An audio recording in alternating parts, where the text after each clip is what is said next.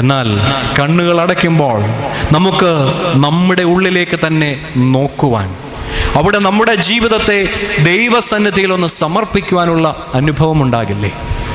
ആ ഒരു ഉൾക്കാഴ്ചയുടെ അനുഭവത്തിലേക്ക് നമ്മുടെ ആധ്യാത്മിക ജീവിതം വളരുമ്പോൾ കാഴ്ചയുടെയും അതിനേക്കാളുപരി ഉൾക്കാഴ്ചയുടെയും അനുഭവത്തിലേക്ക് വളരുവാനായിട്ട് നമുക്ക് കഴിയും.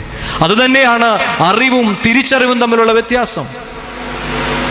തീരത്തൊരാൾ നിൽക്കുന്നു എന്നുള്ളത് അറിവാണ്. എന്നാൽ തീരത്ത് നിൽക്കുന്നത് എൻ്റെ രക്ഷിതാവായ കർത്താവാകുന്നു എന്ന് നാം മനസ്സിലാക്കുന്നതാണ് തിരിച്ചറിവെന്ന് പറയുന്നത്. അതുകൊണ്ട് ഈ അറിവ്, നമ്മുടെ അറിവുകളൊക്കെ തിരിച്ചറിവുകളാകുന്ന കാലമാണ് വിശ്വാസത്തിൻ്റെ വസന്തകാലം എന്ന് നാം എപ്പോഴും ഓർത്തുകൊള്ളണം. അതുകൊണ്ട് ആ വിശ്വാസത്തിൻ്റെ അനുഭവത്തിലേക്ക് വളരുവാൻ നമുക്ക് ഓരോരുത്തർക്കും കഴിയട്ടെ. ഇനി രണ്ടാമത്തെ കുറവെന്തെന്ന് ചോദിച്ചാൽ,